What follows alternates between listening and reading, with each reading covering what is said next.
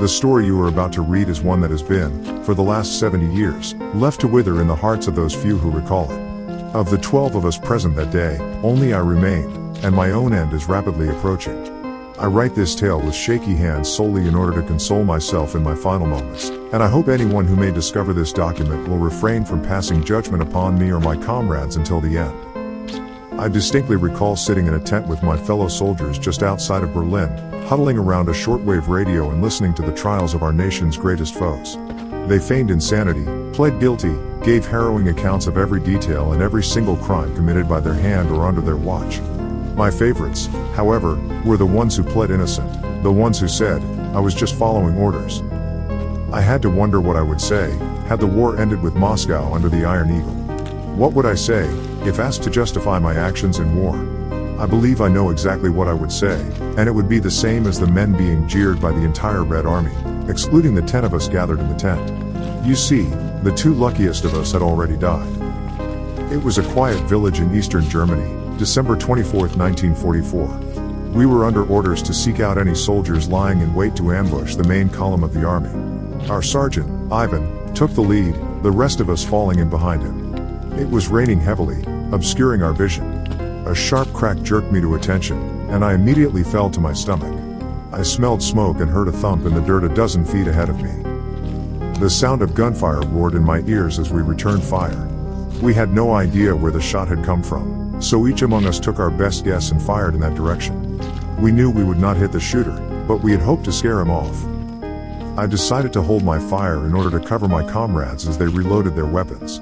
When the gunfire stopped, I watched carefully the nearby houses. A quick movement by a roadside fence caught my eye, and I quickly shot off a couple of rounds at the dark mass. At least one of my shots must have landed, because whatever it was fell to the ground, unmoving. By now, my fellow soldiers had finished reloading, and so I ejected my magazine and slid a new one in its place. We were still for some time, waiting for the returning fire. When it never came, Ivan came up to a crouch and quietly walked over to the corpse. He felt the pulse, and then returned to us. "Yes, we got him," he said. In his eyes, I saw something I hadn't seen before, a kind of deep sadness and regret. No matter how I pushed, he would not tell me why. We stood, and casually walked over to the house where the shooter had come from. Ivan knocked on the door. We waited a moment, and Ivan firmly planted his foot on the floor, rearing to kick the door down, when a shotgun blast blew through the door. Ivan fell to the ground, riddled with buckshot. We returned fire through the door, then swiftly beat it down with the stock of our rifles. Inside, broken glass littered the floor and bullet holes scattered along the walls. On the ground was a young woman, shot fatally 4 times. In her hand, the shotgun that killed Ivan. We had had more than enough of this village. We ransacked the house, throwing over tables and filling our pockets with valuables.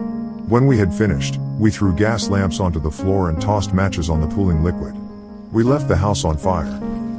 It was only once we were outside again that we heard the wailing. By then, the flames had taken hold, and it was too late to re-enter the building. The mother had hidden her babe, before turning to fight us, and we hadn't found it before torching the house. The wails continued for just a few minutes before falling silent among the crackling of flames. A man burst from a building down the street and sprinted toward us, screaming in German. Our translator gaped at him, and when we raised our rifles, he held up his hand to stop us. The German man shoved past us and up to the burning building. He hesitated only briefly at the doorway before running through. He didn't come back out. By the time the fire had died, we couldn't see it anymore. The rest of our mission went by in silence. When we doubled back to where we came, we found people standing in the street, staring at us. Some were angry, some sad, but most had just a blank stare. I still see it in my nightmares. When we passed the house, I stopped. I announced to no one in particular that I had to take a leak.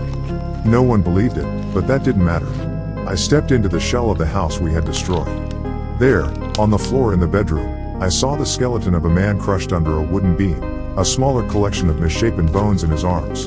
In the yard, by the fence, I saw a little boy with a toy gun, dressed in the oversized uniform of a German soldier. That night, we all had nightmares. The man, with his wild eyes, told each of us that he would be back for us, one after the other. The next day, we had laughed it off together, we had thrown ourselves into our duties, we had fought hard not to think about the screaming man and the wailing baby. One by one, As the years went by, we died. Here, one of us fell from a tower we were constructing. There, an aggressive form of cancer that suddenly appeared in the brain. Never obvious, but always suspicious to us, because we knew. We all knew what was happening. When there were two of us, just Iosef and I, he had come to visit me. When he had knocked, I thought my time had come, but I should have known I would be last. He's coming for me, Iosef had said. It is my time now. I would have liked to console him, to assure him it was all a coincidence, but we both knew better. That night, Iosef cried on my shoulder, and I on his. I'm so sorry, he had sobbed. I didn't know. The next day, he shot himself in his apartment. That was 1 week ago, and now it is my turn. I know he is coming. Every night in my sleep he gazes into my eyes, and smiles. Every night, he smiles wider. Last night, he began to speak. Quietly, so quiet I cannot hear any of what he says, other than make out that he is speaking. I don't want to hear what he has to say. I cannot sleep tonight. I will stay up as late as possible, and before I sleep I will climb to the roof and stand on the edge. I must. I cannot know what he will say. The shot at us, the woman killed Ivan. We couldn't have known about the baby, we were just eliminating the resistance, that's all. We were only following orders. Only following orders.